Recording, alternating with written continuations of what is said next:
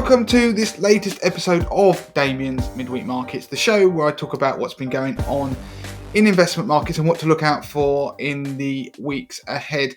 Now, if you're listening to this on YouTube, or I should say watching this on YouTube, please make sure you hit that like button if you find it useful or interesting in any way, and also subscribe to our channel. But if you're listening to this via a podcast, so you just got the audio, then make sure you go and leave us a 5-star review on your podcast app of choice. Now, if you recall last month's video, we entered November with optimism, but also with potential hurdles to overcome. And that optimism was because we were entering the best 6 months of the year for stock markets, which meant that if seasonality continued to exert its influence over investment markets as it had done in previous months, then November was likely to be positive for US stock markets in particular, but then in turn for global equity markets.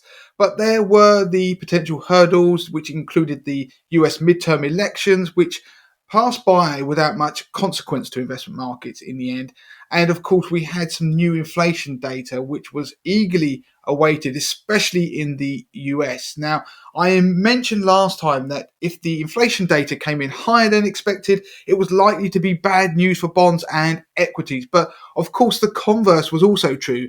And as it turns out, US inflation data published during November undershot analysts' expectations and pretty much lit a firework under investment markets. Now, the softer inflation data sparked a large-scale shift in the market narrative. Now, when I say that, I mean the narrative surrounding interest rate hikes.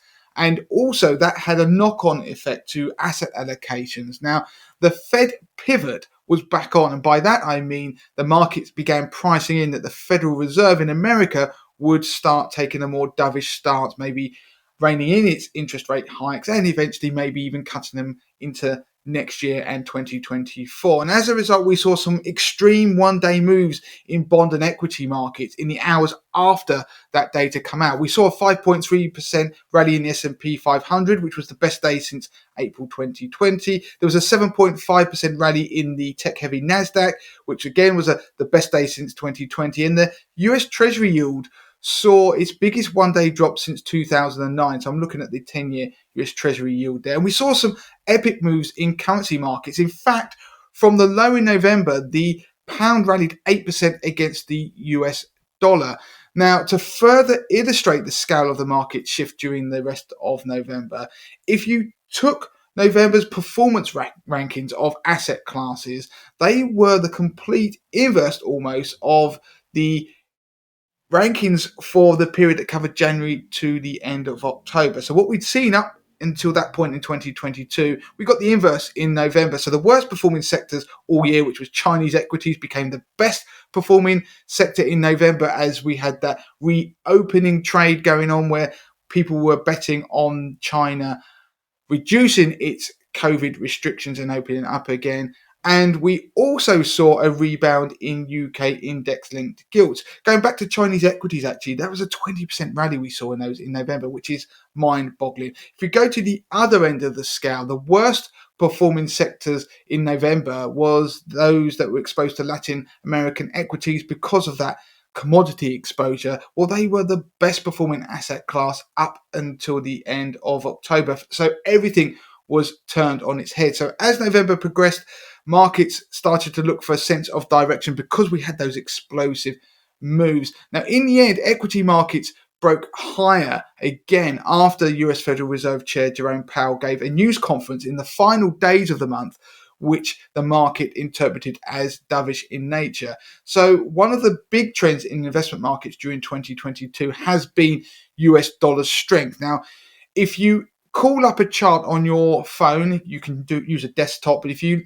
Google or search for DXY, which is the US dollar index, and you look at the year-to-date version of that chart, you will see that we've got a chart that goes almost single-mindedly upwards to hit a multi-decade peak in the autumn before collapsing in October. Now, whenever the dollar has rallied, the S&P 500 has fallen and vice versa. And since mid-October, the US dollar index has been falling. So it's no surprise then that the S&P 500 has been rallying hard. And if there's one chart to keep an eye on at the moment, then it's the US dollar index. And with the US dollar index weakening further after those November US inflation numbers and then Powell's speech, it meant that we closed out November with the second successive month of gains for not only US stock markets, but also global stock markets. I mean, even Asian equities, which had a negative October, had their best month in years. And in fact, the Hong Kong's Hang Seng Index had its best month since October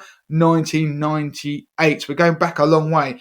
To give you a further idea, the MSCI Asia Index ex-Japan finished November up 15.37%. You look at emerging markets, the equivalent index was up 11.5%. The DAX in Germany was up 8.63%. The FTSE 100 up 6.74%. The S&P 500 rallied, but it was up 5.34%, while the Nikkei 225 finished November up 1.38%. Now, the last one there was obviously hindered by the weakening dollar because it meant that the yen strengthened against the US dollar, which is always bad for Japanese exporters. So that's why we see the Nikkei 225 struggle. But if you are looking at those numbers and you're looking at your portfolio and you're wondering why you do not see the numbers that I just mentioned in the returns on your funds, and especially the US equity ones, it is because of the strengthening of the pound, and especially against the dollar, as I mentioned earlier, that would have reduced those returns. And in fact, it actually would have completely eradicated them in some cases. Now, it does mean that historical seasonality struck once again in November, with bond and equity markets close to breaking out of their 2022 downtrends as we enter December. Again, if you go to the US market, there's a beautiful line where if you look at the S&P 500, you can see the lower highs that are happening throughout 2022. And we're right back there again, testing that downtrend. And if markets continue to follow that historical pattern, as we've done in recent months, then investors will be banking on a strong December for equities.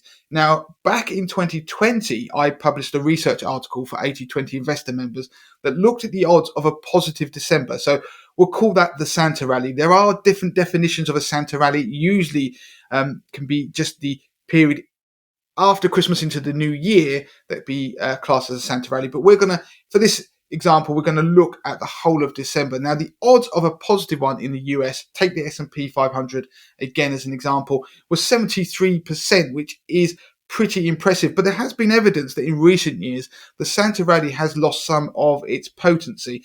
Now, while December is now the third best month of the year for US equity returns, it had previously been the best month of the year before that.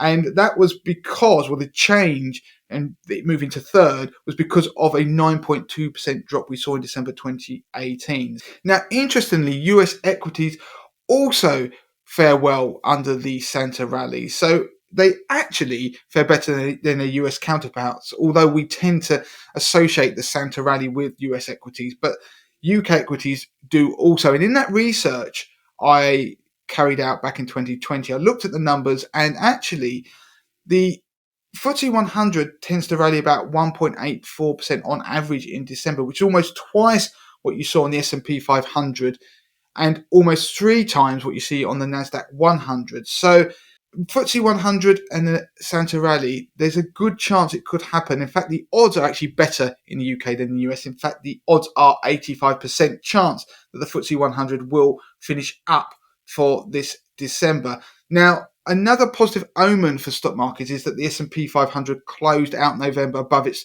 10-month moving average. Again, that's a research piece I did for 80/20 investor members. If you search navigating market tops and bottoms on the Money to the Masses website, you can, in fact, find a link to that research and you can take out a free trial if you like. But it's a good indicator that it's been fairly reliable that if the S&P 500 actually closes above its 10-month moving average at the end of a month, it can be a sign you could buy back into the market, a positive, so calling a market bottom in this case, and we saw that at the end of November. But as I say, it's not foolproof. The other thing is that we saw the S&P 500 close above its 200-day moving average in recent days, which is the first time it's done that in this bear market. So going back to March was the last time we saw the S&P 500 back above that 200-day moving average. But as ever in December, there are hurdles to overcome. The US Federal Reserve will actually deliver its latest monetary policy decision. That's on the 14th of December, while the Bank of England, so for the UK, will be really worried about this because of mortgages.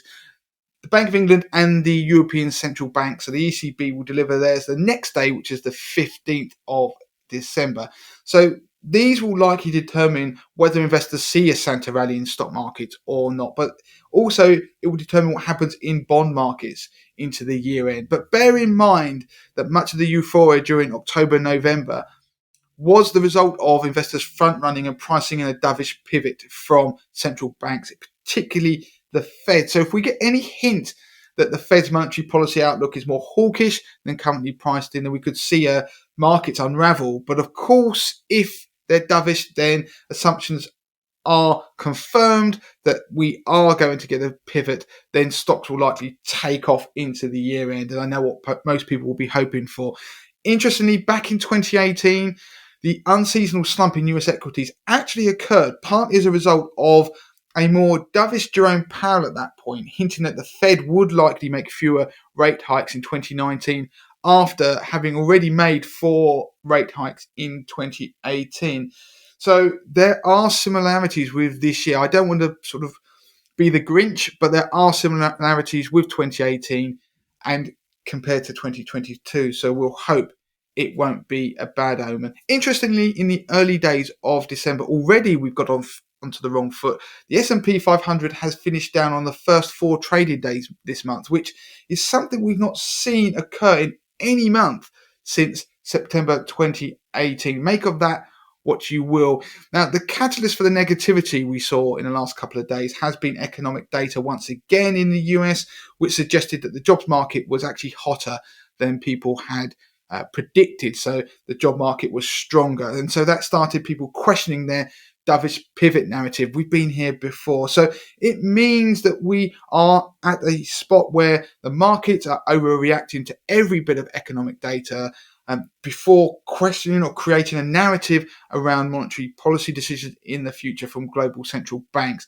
So that's likely to continue. Now, at the end of the last video, I provided some technical analysis insights which people liked, which are basically the numbers to keep an eye on, the FTSE 100 and the S&P 500. This time I'll throw in the US dollar index, given that I've mentioned it.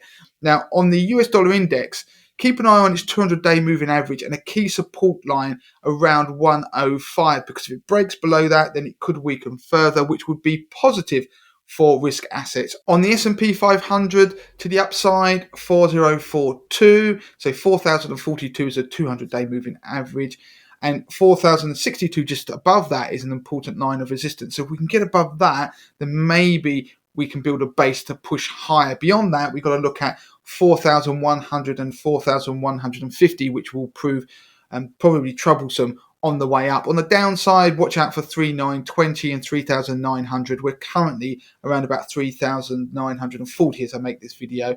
For the FTSE 100, it did actually recapture that 7,300 level that I mentioned previously, which was about where the 200-day moving average also happened to be. It quickly rose to 7,500, as it usually does once it breaks above 7,300. And that's where it currently sits. So we want the FTSE 100 to hold that and not to break below the 7,500 level. Otherwise, we might be revisiting 7,300.